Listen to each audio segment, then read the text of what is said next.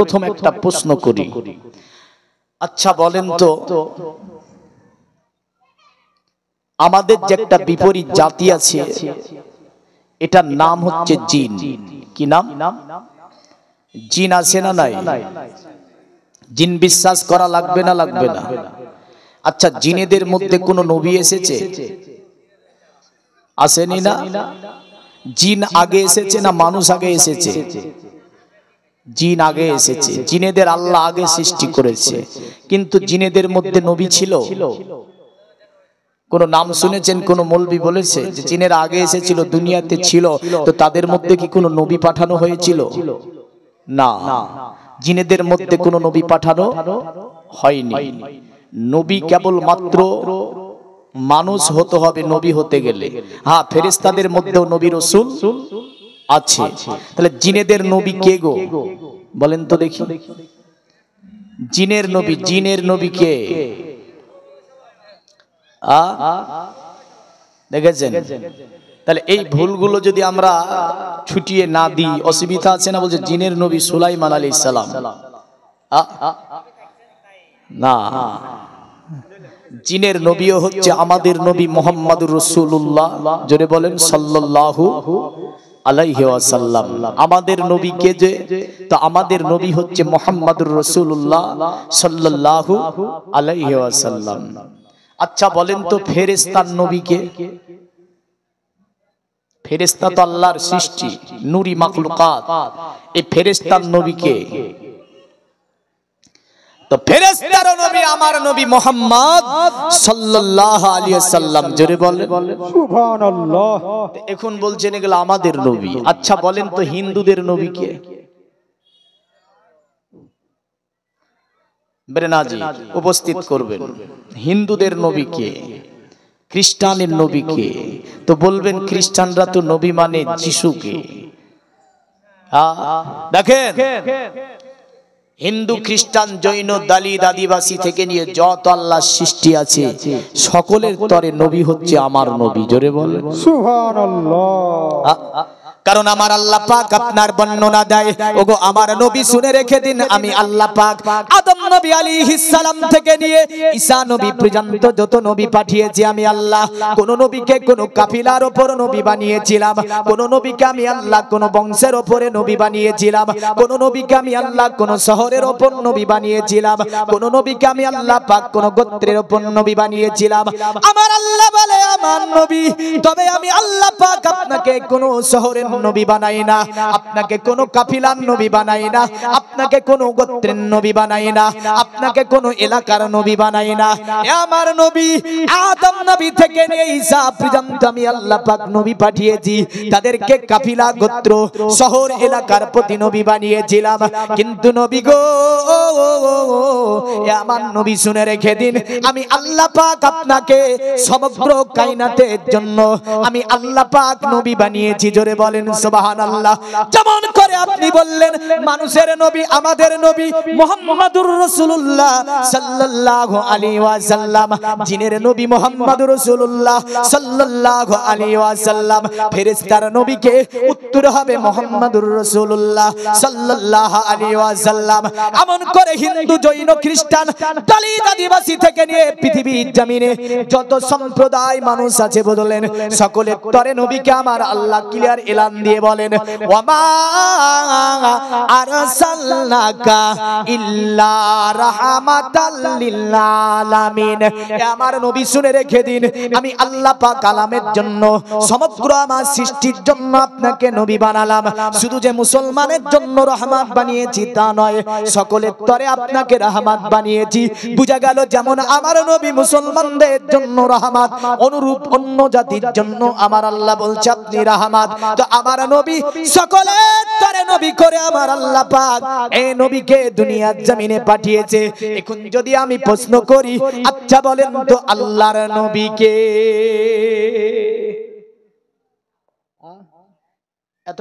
তো প্রশ্নটা কি করলাম? প্রশ্নটা যে আল্লাহর নবী কি, এ দুনিয়ার মুমিন মুসলমান, আল্লাহর নবীকে প্রশ্নটার উত্তর আমি আপনি দেব না, পৃথিবীর অন্য কোন আপনার কিতাব দেবে না। পৃথিবীর আপনার এমন করে আপনার কোরআন দিয়েছে কথা এই উত্তর, বেদ দিয়েছে এই উত্তর, সনাতন ধর্মের ভবিষ্যৎ পুরাণ দিয়েছে উত্তর, এমন করে আল্লাহর নবীকে এই উত্তর দিতে গিয়ে জানদে বাস্তা দিয়েছে উত্তর। এমন করে পৃথিবীর জমিনে যত প্রকারের ধর্মীয় গ্রন্থ আছে সব ধর্মীয় গ্রন্থতে আল্লাহর নবীকে এই উত্তরটা দেওয়া আছে। আল্লাহর কোরআন বলছে মুহাম্মাদুর রাসূলুল্লাহ।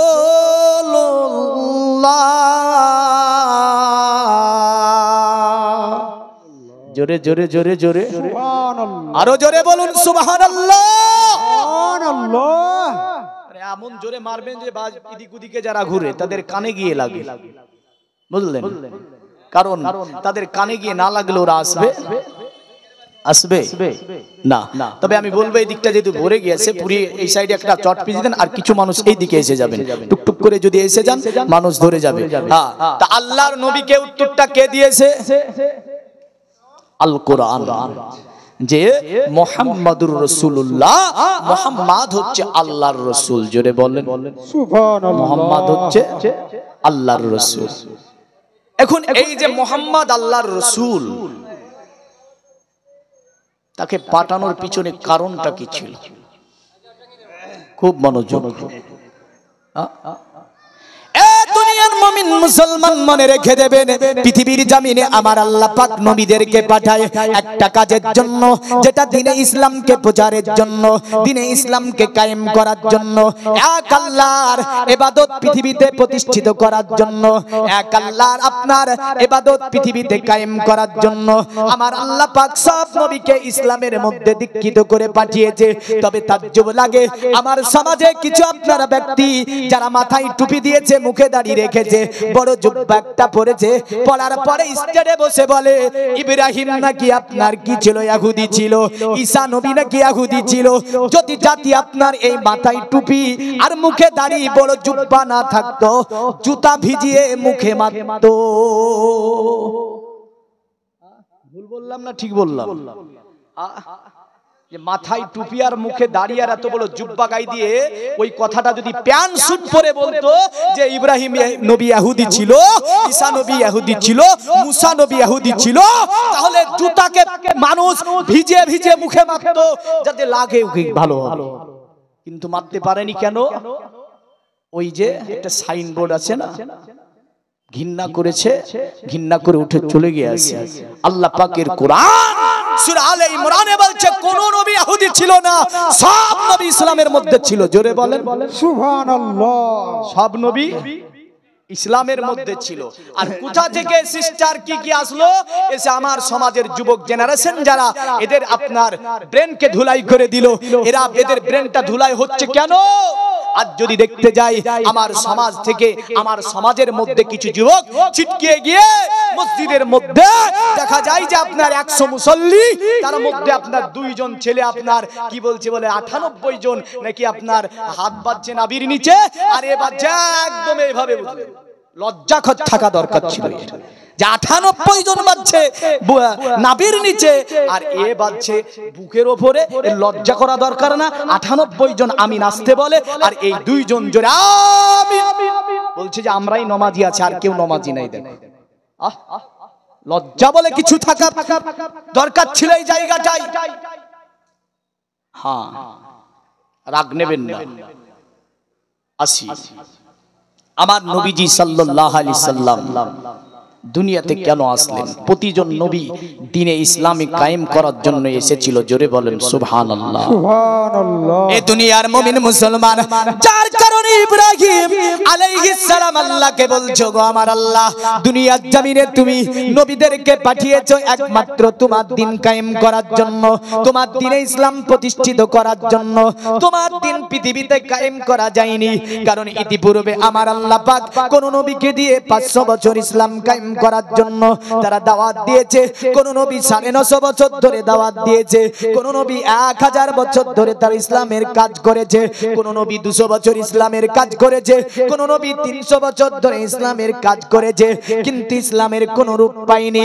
কোন জামানায় মুসলমানের সংখ্যা ছিল 5টা, কোন জামানায় মুসলমানের সংখ্যা 9টা, কোন জামানায় মুসলমানের সংখ্যা ছিল 39টা, কোন জামানায় মুসলমানের সংখ্যা মাত্র 8টা, কোন জামানায় মুসলমানের সংখ্যা 14টা। আপনি পৃথিবীতে যত কিতাব আছে, যত তাফসীর আছে, আপনি একটুখানি ভেরিফাই করে দেখুন, দেখতে পাবেন পৃথিবীর জমিনে আমার আল্লাহ পাক যেমন করে আদম আলাইহিস সালাম থেকে নিয়ে মুহাম্মদুর রাসূলুল্লাহ পর্যন্ত যত জামানা এসেছে, কোন জামানায় 14টা মুসলমান, কোন জামানায় 39টা মুসলমান, কোন জামানায় 5টা মুসলমান, কোন জামানায় একটাও আপনার বর্ণনা আছে।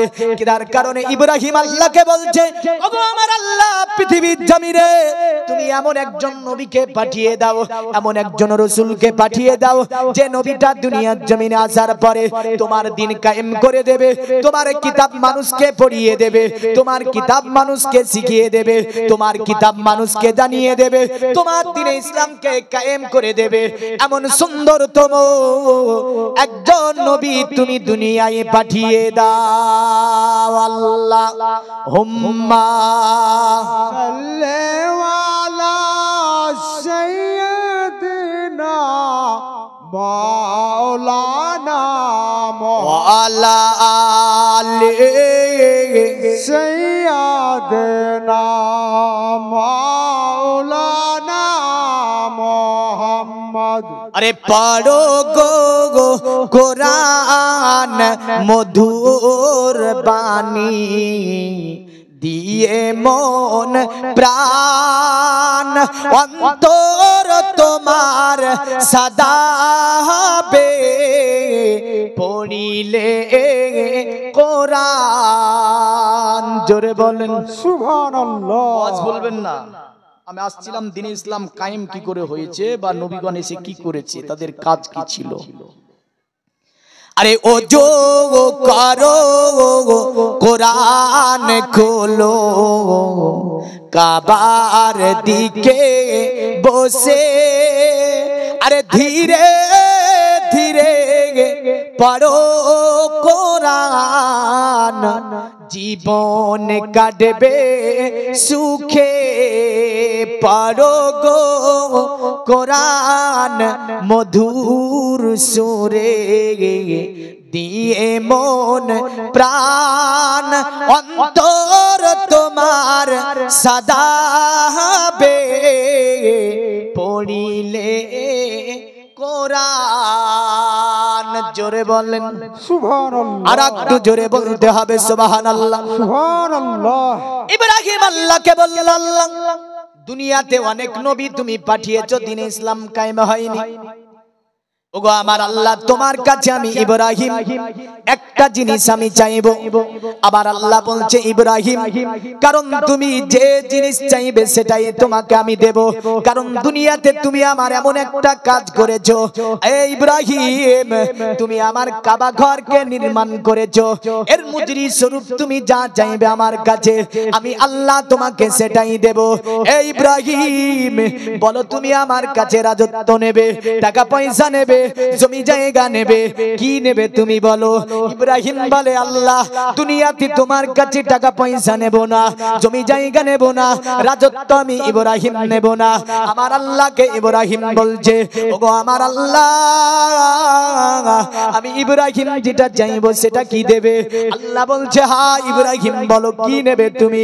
ইব্রাহিম বলছে, আল্লাহ আমি তোমার কাছে যেটা চাইবো, পবিত্র কোরআন সূরাতুল বাকারায় আমার আল্লাহ পাক বিস্তারিত আলোচনা দিলেন। ইব্রাহিম হাত তুলেছে, সঙ্গে আছে ইসমাঈল আলাইহিস সালাম, হাত তুলে আল্লাহকে বলছে, ওগো আমার আল্লাহ, দুনিয়াতে তোমার কাবার ঘর কমপ্লিট করেছি, এখন আমি একটি দোয়া করব তোমার কাছে। আল্লাহ বলল দোয়া করে দাও। হযরত ইব্রাহিম বলছে রব্বানা ওয়াবআস ফীহিম রাসূলাম মিনহুম, ওগো আমার আল্লাহ তুমি আমার গোত্রে একজন নবী পাঠিয়ে দাও, যে নবীটা পৃথিবীর জমিনে আসার পরে তোমার দিনকে কায়েম করে দেবে, তোমার দিনকে প্রতিষ্ঠিত করে দেবে, তোমার দিন প্রচার করবে, তোমার দিন কায়েম করে দেবে, তোমার কিতাব মানুষকে পড়িয়ে দেবে, তোমার কিতাব মানুষকে জানিয়ে দেবে। এ আমার আল্লাহ এমন সুন্দর তুমি একজন নবী পাঠিয়ে দাও।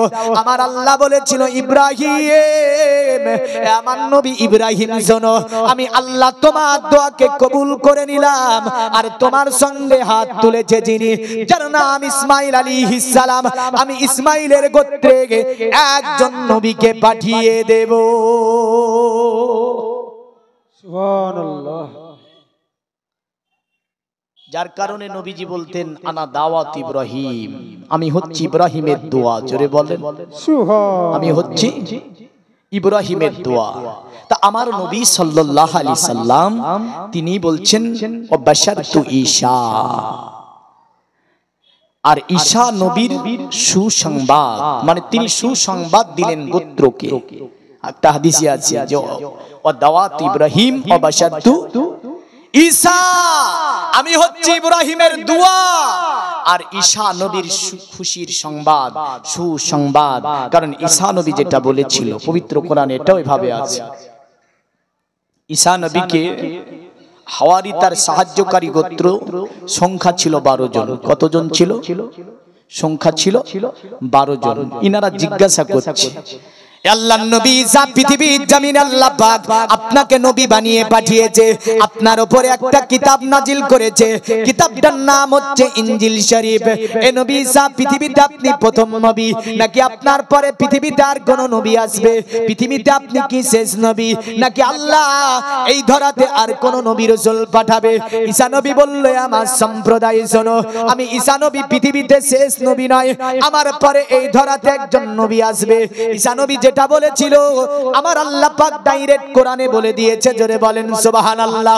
ঈসা নবী বলল ওয়া মুবাশশিরাম বিরাসূলি আদি মিন বাদি ইসমুহু আহমদ। ঈসা নবী বলল আমার পরে এই ধরাতে একজন নবী আসবে, যে নবীর নাম হবে আহমদ। জোরে বলবেন না সুবহানাল্লাহ। যার কারণে সনাতন ধর্মী বিধির মধ্যে একটা মন্ত্র এইভাবে আমরা দেখতে পাই, আহমিদ্দি পিতুসপুরি মেদামিন তসজগ্রব। আহমদ নামে দুনিয়ার জমিনে একজন ব্যক্তি আসবে, যাকে আমার আল্লাহ পাক জ্ঞান গরিমা দিয়ে পৃথিবীর জমিনে পাঠিয়ে দেবে, যাকে আমার আল্লাহ পাক পৃথিবীর টিচার করে পাঠিয়ে দেবে। যার কারণে আমার নবীজি বলেছেন আনা মুআল্লিমুদ দুনিয়া, আমাকে আমার আল্লাহ পাক সমগ্র পৃথিবীর টিচার করে পাঠিয়েছে। জোরে বলেন সুবহানাল্লাহ। আমার নবী বলে পৃথিবীর মানব আমার আল্লাহ পাক আমাকে পৃথিবীতে টিচার করে পাঠিয়েছে। আর বেদে বলছে আহমিদ্দি পিতুসপুরি মেদামির তসজগ্রব, আহমদ নামে যে ব্যক্তিটা দুনিয়ার জমিনে পদার্পণ করবে, উনাকে আল্লাহ পাক এত জ্ঞান গরিমা দিয়ে দুনিয়ার জমিনে পাঠাবে যে পৃথিবীর মধ্যে সকলের শিক্ষক হচ্ছে আমার নবী মুহাম্মদুর রাসূলুল্লাহ সাল্লাল্লাহু তাআলা আলাইহি ওয়াসাল্লাম। সকলের শিক্ষক হচ্ছেন আমার নবী। এখন আমার নবী যে সকলের শিক্ষক, তো এই নবী সাল্লাল্লাহু আলাইহি সাল্লামের একজন সাহাবীকে নিয়ে সামনের দিকে একটু আগাবো। আজকের ওয়াজে এমন একজন সাহাবীকে আনয়ন করি, এমন একজন সাহাবীকে আনয়ন করব যে সাহাবীর নাম হচ্ছে আবু বকর সিদ্দিক। জোরে বলেন সুবহানাল্লাহ। কি নাম বললাম? আবু বকর সিদ্দিক। ইসলামের মধ্যে যিনি সর্বপ্রথমে কলেমা পড়ে মুসলমান হয়েছিল। জোরে বলেন সুবহানাল্লাহ। আমার নবীর যিনি প্রথম সাহাবী, আমার নবীকে সবচেয়ে বেশি ভালোবাসতে পেরেছিল যে সাহাবী, তার নামই হচ্ছে আবু বকর। বাবার নাম ছিল কুহাফা, মায়ের নাম ছিল সালমা।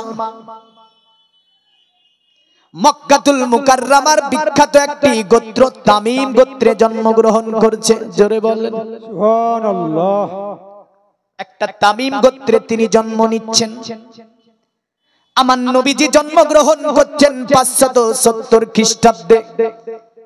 আর এই যে আপনার মুসলিম জাহানের প্রথম খলিফাতুল মুমিনিন আবু বকর জন্ম নিচ্ছে 573 খ্রিস্টাব্দে।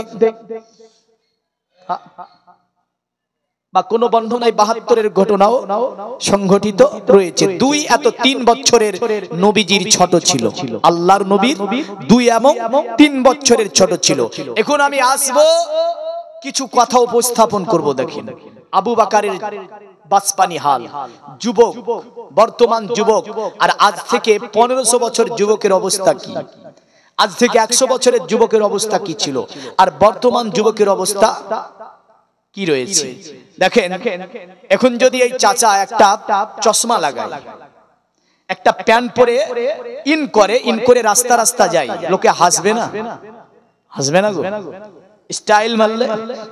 কিন্তু একজন যুবক যখন স্টাইল করে যাবে, লোকে তাকিয়ে দেখবে, ছেলেটাকে দেখতে খুব ভালো লাগছে, বলবে না? কারণ তরুণদেরকে যেটা মানাবে সেই পোশাক হচ্ছে ওটা ওদের।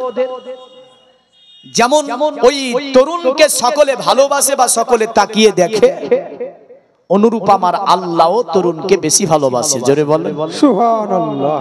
আমার আল্লাহ যুবকদেরকে বেশি ভালোবাসে। একজন বুড়ো মানুষ মসজিদে যাওয়াতে যতটা আল্লাহ খুশি হয়, তার চেয়ে বেশি খুশি হয় একজন তরুণ যখন মসজিদে গিয়ে আমার আল্লাহর ইবাদত করে। জোরে বলেন সুবহানাল্লাহ। কিন্তু বর্তমান সময়ে মসজিদের মুসল্লি বেশির অংশই বুড়ো, বেশির অংশই বুড়ো। মনে হয় যে বুড়োদের ওপরই নামাজটা ফরজ হয়েছে, আর যুবকদের ওপর হয়তো এখনো ফরজ হয় নেই।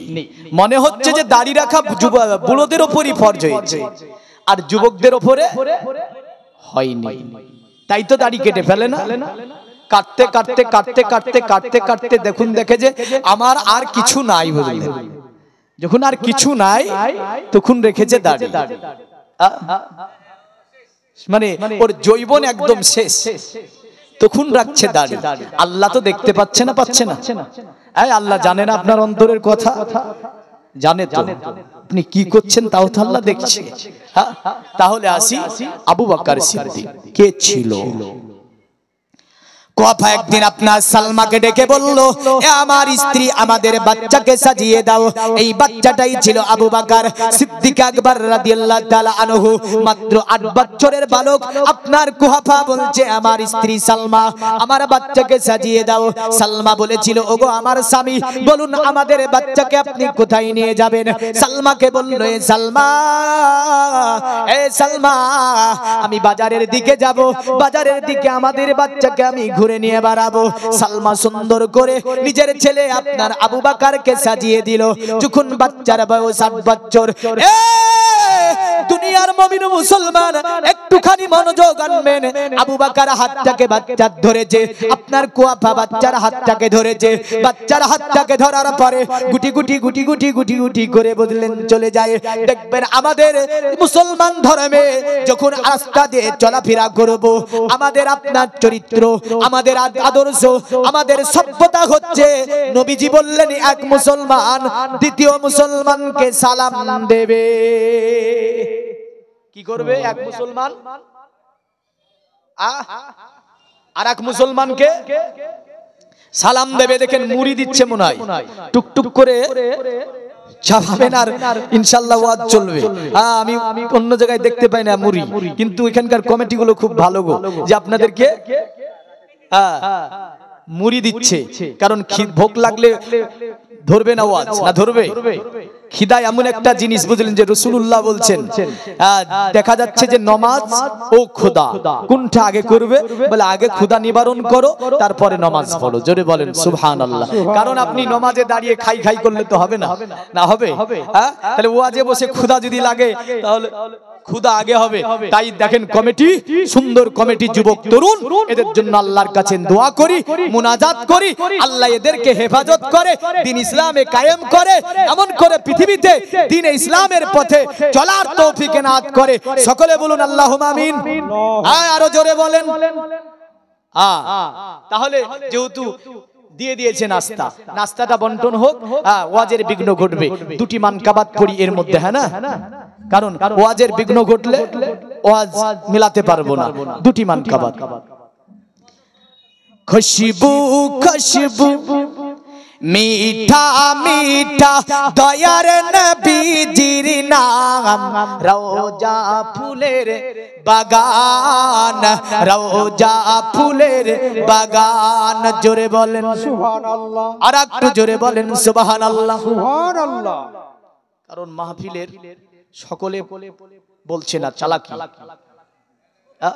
চালাকি করলে হবে এই আপনাকে সুস্থ রেখেছে কে বলেন কে রেখেছে আল্লাহ শক্তি দিয়েছে কে আল্লাহ বাক শক্তি দিয়েছে কে আল্লাহ শ্বাসকার্য পরিচালনা করছে কে আল্লাহ নিয়ামত দিয়েছে কে আল্লাহ তাহলে আল্লাহর প্রশংসা করতে গিয়ে যদি গায়ের শক্তি না লাগান আল্লাহ খুশি হবে না নারাজ হবে এই একটু বাক শক্তি জোরে খুলবেন अरे मदीना शरीफेर ओली गलिते कतई ना धूम धाम रोजा फुलेर बागान रोजा फुलेर बागान अल्लाह अल्लाह नूरी ताजल्ला चमकाए पियार गलिते दयार नबीजिर गलिते दयार नबी जिरी गोलीते बाजी में नूरानी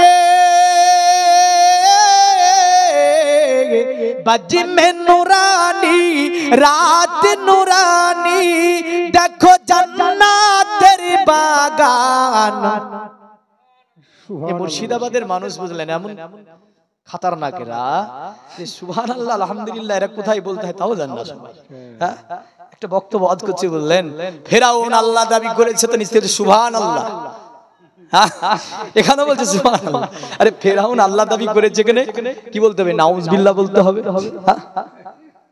তাহলে আমরা আল্লাহর প্রশংসামূলক শব্দ আলহামদুলিল্লাহ দিয়ে ও খুশিমূলক শব্দ সুবহানাল্লাহ দিয়ে আমরা এগুলো আল্লাহর প্রশংসা করব अरे खुशबू खुशबू मीठा मीठा दयार नबीजिर नाम रोजा फुलेर बागान रोजा फुलेर बागान नजिदी उहाबी नजिदी उहाबी केमने जाबी दयार नबीजिर सामने मुख देखाबी केमने मुख देखाबी केमने तोर नामाज रोजा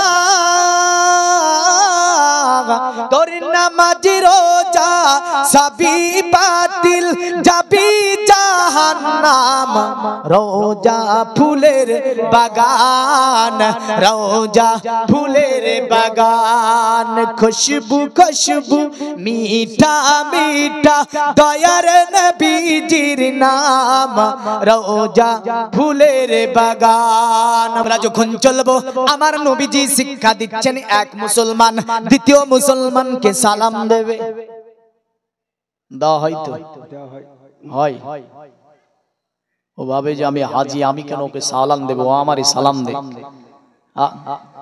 ও ভাবে আমি মাস্টার ওকে কেন সালাম দেব আমি এ আমি সালাম দে সালামের অবস্থা সমাজে কি জানেন তো আমার সারিতলাতে একটা ঝামেলা হয়েছিল সালাম নিয়ে বুঝলেন কি নিয়ে জানেন ভাতিজা বসে আছে চাচা বসে আছে মালদার এরা একটা প্রভাবশালী তারা তো ভাতিজা বসে আছে চাচা বসে আছে চাচা হাজি সাহেব তো চাচা দেখছে এক কালাম মাস্টার বলে যাচ্ছে তোকে সালাম দিচ্ছে আসসালামু আলাইকুম কালাম মাস্টার সালামের জবাব দিয়েছে বললেন এই ভাতিজা বসে বসে দেখছে তারপর একটা ইনসান বলে খুব নিরীহ এবং খুব নিরীহ ব্যক্তি এবং গরিব ওই ব্যক্তিটা যাচ্ছে তো ওই ব্যক্তিটা এই হাজি সাহেবকে সালাম দিচ্ছে আসসালামু আলাইকুম বলে তো হাজি সাহেব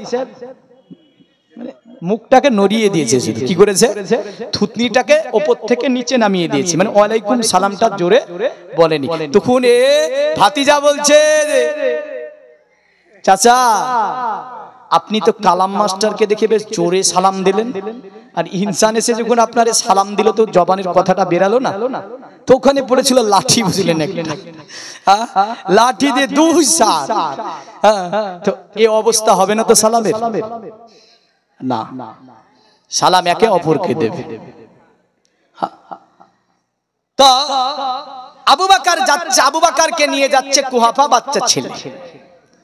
তো যেতে যেতে দেখবেন একটা মন্দির পড়েছে, গির্জা। তো কুহাফা দুটি হাতকে নিয়ে মাথাটাকে নত করছে, মানে প্রণাম দিচ্ছে। আবু বকর তাকাচ্ছে কুহাফার দিকে। তো কুহাফা আবু বকরের দিকে তাকিয়ে দেখছে যে আবু বকর কিন্তু মাথা নত করেনি, জোরে বলে। 8 বছরের বালক মাথা নত করে। কুহাফাকে বলছে, আমার পিতা তুমি কাকে এইভাবে প্রণাম করলে? কুহাফা বলল, কেন আমার সন্তান, এ তো আমাদের মাবুদ, এর আমরা পূজা করি, একে আমরা মানি, এরা হচ্ছে আমাদের মাবুদ। কুহাফাকে আবু বকর বলেন, আব্বা, ওগো আমার আব্বা, এ কখনো মাবুদ হতে পারে না, কারণ এ তো পাথরের তৈরি, কাঠের তৈরি মাবুদ গুলো এখানে তোমাদের ভরা আছে। আবু বকরকে বলছে, কে বলেছে তোমাকে? আবু বকর বলছে, আমার পিতা, আমি জানি আল্লাহ যিনি হবে, স্রষ্টা যিনি হবে, তিনি পাথরের তৈরি হয় না, তিনি কাঠেরও তৈরি হয় না। জোরে বলেন সুবহানাল্লাহ। জগতের মুমিন মুসলমান আবু বকর জীবনে কোনোদিন পূজা করেনি। ইসলাম কবুল করার পূর্বেও আবু বকরের জীবনে কোনোদিন পূজা কেউ কোন ঐতিহাসিক আজ পর্যন্ত কোন কিতাব দিয়ে রচনা করতে পারেনি যে আবু বকর বাকবানি অবস্থায় বা যুবক অবস্থায় বা বড় হয়ে পূজা করেছে। না, কোনোদিন কাটরে কুহাফার ছেলে নবীজির কাছে যিনি প্রথম এসে কলেমা পড়ে ইসলাম ধর্ম গ্রহণ করেছিল, এই আবু বকর জীবনে কোনোদিন কোন মূর্তির সম্মুখে মাথা নত করেনি। জোরে বলেন সুবহানাল্লাহ। কিন্তু আমরা অফিস আদালত বিভিন্ন জায়গাতে আমরা যাবার পরে আমাদের কাজের জন্য, আমাদের স্বার্থের জন্য অনেক সময় হাতগুলোকে জোর করে নমস্কার বলে না, বলতে হয় না গো, কি বলতে হয়? মাথাটাকে নত করে নমস্কার স্যার, কেন? মুনাফার জন্য, কিছু কাজের জন্য। খবরদার মনে রাখবেন, মাথা নত করবেন সিজদার উদ্দেশ্যে কেবলমাত্র আল্লাহর কাছে। কার কাছে? কার কাছে?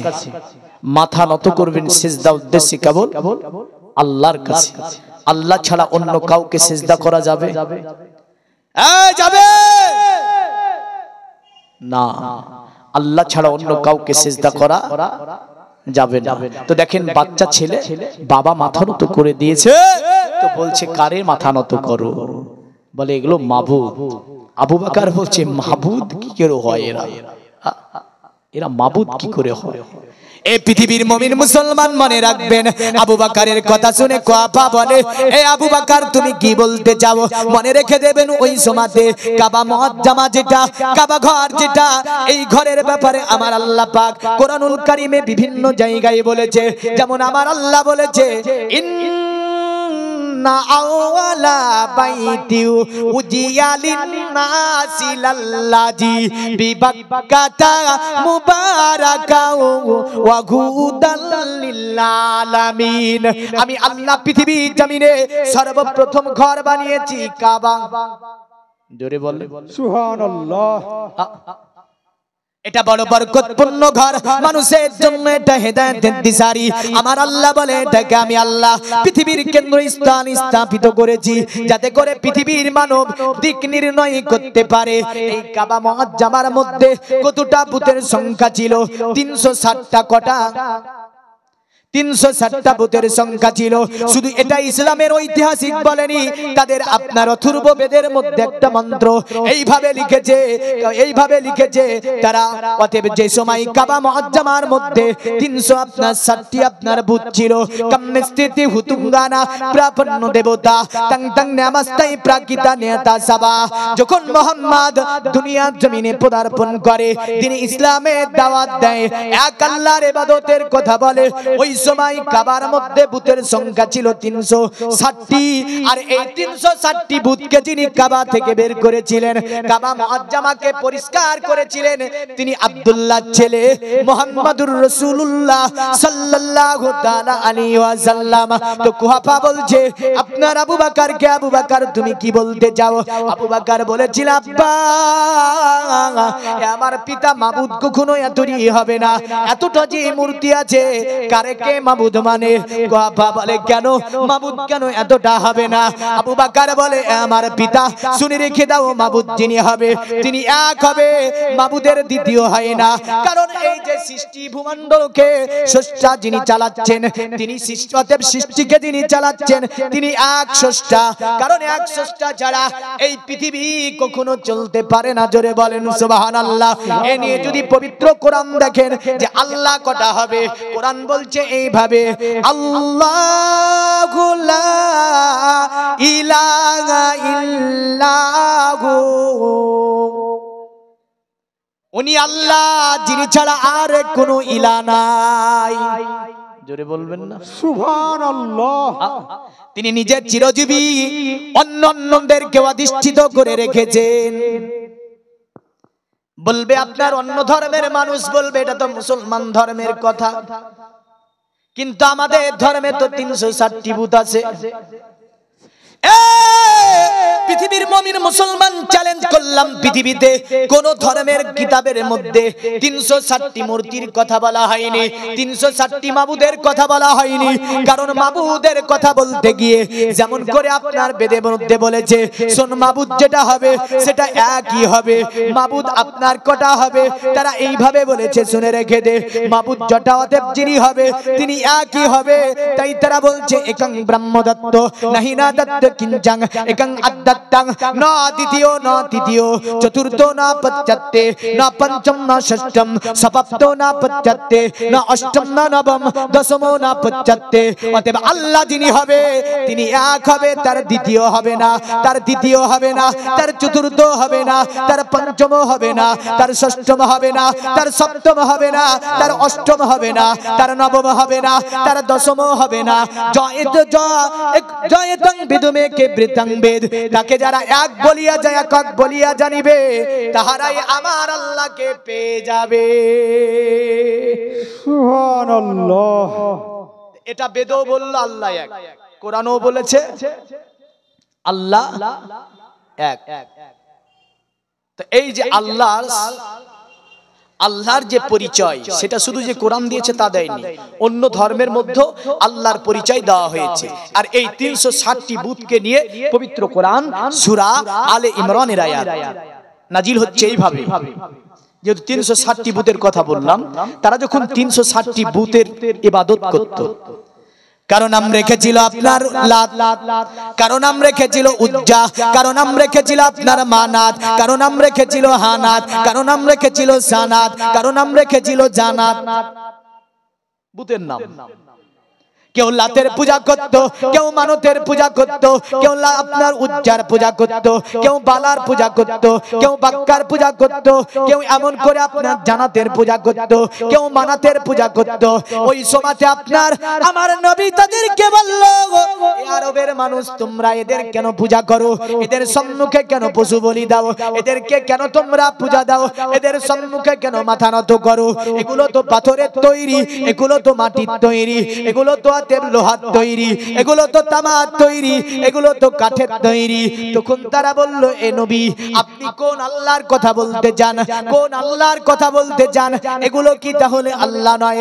আমার নবী বলল, এ আরবের মানুষ শোনো, তোমাদেরকে আল্লাহর কথা বলতে চায় যে আল্লাহ পূর্বে সূর্যকে উদিত করে, পশ্চিমে ডুবে দেয়, যে আমার আল্লাহ পাক চন্দ্রকে একই কক্ষপথে একই ভাবে পরিচালনা করে, যে আমার আল্লাহ পাক তুলিজুল লাইলা ফিন নাহারি ওয়া তুলিজুন নাহারা ফিল লাইল, যে আমার আল্লাহ রাতের অংশকে দিনের অংশের মধ্যে প্রবিষ্টিত করিয়ে দেয় আর দিনের অংশকে রাতের মধ্যে প্রবিষ্টিত করায়। জোরে বলেন সুবহানাল্লাহ। ওই আল্লাহর কথা তোমাদেরকে বলি। তখন তারা বলল, এ মুহাম্মদ, এ মুহাম্মদ, ওই আল্লাহ পর্যন্ত যাবার জন্য আমরা ওয়াসিলা স্বরূপ এই বুতের আমরা পূজা করি। ওই আল্লাহ পর্যন্ত যাওয়ার জন্য এই বুতগুলাকে আমরা মানি, এই বুতগুলানের আমরা পূজা করি। কোরআন নাজিল করছে আল্লাহ এবার, কুল ইয়া কুনতুম তুহিব্বুনাল্লাহা ফাত্তাবিউনি ইহবিবিকুমুল্লাহ ওয়া ইয়াগফির লাকুম জুনুবাকুম আল্লাহু গফুরুর রহিম। এ আমার নবী তারা পূজা করে আমি আল্লাহ আমার পর্যন্ত আসবে, মূর্তি পূজা করে আমি আল্লাহ আমার পর্যন্ত আসা সম্ভব নয়। আপনি তাদেরকে বলেন, কেউ যদি আল্লাহকে পেতে চায়, আল্লাহর সান্নিধ্য লাভ করতে চায়, আল্লাহর সঙ্গে প্রেম প্রীতি ভালোবাসা মহব্বত করতে চায়, ফাত্তাবিউনি, তারা যেন আপনার ইত্তেবা করে, আপনার অনুসরণ করে, আপনার অনুচরণ করে। আপনাকে যদি তারা পেয়ে যায়, আমি আল্লাহ আমাকে তারা পেয়ে যাবে। আপনার যদি ইত্তেবা করে নেয়, আমি আল্লাহ আমার ইত্তেবা করে ফেলবে তারা। আর আমার ইত্তেবাতে আমি আল্লাহ যখন আমাকে তারা পেয়ে যাবে, ওয়া ইয়াগফির লাকুম জুনুবাকুম আল্লাহু গফুরুর রহিম, আমি আল্লাহ তার জীবনের সব গুনাহগুলিকে maaf করে দেব। সুবহানাল্লাহ। আর একটু জোরে বলেন সুবহানাল্লাহ। তো তারা বলছে যে আল্লাহ পর্যন্ত যাবার জন্য এগুলার ইত্তেবা লাগে, মানে যাকে ওয়াসিলা বলা হয়। কি বলা হয়? ওয়াসিলা। এখন তো বলছো ওয়াসিলা হো নাকি হারাম? হ্যাঁ, ওয়াসিলা রাখাও শিরক। তোর বাপ শিরক করেছে, ওর মা শিরক করেছে, দাদু শিরক করেছে, 14 গোষ্ঠী শিরক করেছে ওর ফতোয়া মোতাবেক। ও নিজেও শিরক। বুঝলেন কারণটা কি? ওর বাপের সঙ্গে ওর মায়ের বিয়ে হয়েছে, তারপরে জন্ম হয়েছে। আরে বিবাহ এটা তো সুন্নাতের ওসিলা আছে। জোরে বলেন সুবহানাল্লাহ। সুবহানাল্লাহ। সুন্নাতের ওসিলা আছে। তাহলে যারা ওয়াসিলাকে শিরক বলেছে, ওর মাসালা মোতাবেক ওর 14 গোষ্ঠী শিরক করেছে। খবরদার, ওপরে থুতু ফেলবেন না। ওপরে থুতু ফেললে কোথায় পড়বে? মুখে পড়বে, মাটিতে পড়বে না। ওপরে থুতু ফেললে মুখে পড়বে। যে কোনো জিনিসকে শিরক শিরক করছে, জানবেন যে ব্যক্তি বলছে সেটা যদি শিরক না হয়, ও নিজেই শিরকের গুনাহ করবে। এ হচ্ছে রুলস, এ হচ্ছে উসুল। কিন্তু এই উসুল তো জানে না, এই উসুল জানে না। হাওয়া হুজুর ঠিক করা আছে মোবাইলের মধ্যে, যুবকদের বলবে ওই হাওয়া হুজুর যা বলবে ওটাই নাকি ঠিক, আর বাদ বাকি সব ভুল। এর ব্রেনে যে কি গোবর ভরা আছে। যাই হোক, আসি। কথা বলল আবু বকর সিজদা করো। আবু বকর বলে সিজদা করব না, কারণ আল্লাহ ছাড়া অন্য কাউকে সিজদা করা মহাপাপ। পাপ না? পাপ না? যার ব্যাপারে কোরআন এইভাবে বলেছেন, ইয়া বুনাইয়া লা তুশরিকি বিল্লাহ। লুকমান ডাকছে ছেলেকে, এ আমার ছেলে, তোমাকে একটা কথা বলি, লা তুশরিক বিল্লাহ, আল্লাহর সঙ্গে কাউকে শরীক করিও না। ইন্নাশ শিরকা লাযুলমুন আযীম, পৃথিবীতে শিরক করা হচ্ছে মস্ত বড় গুনাহ।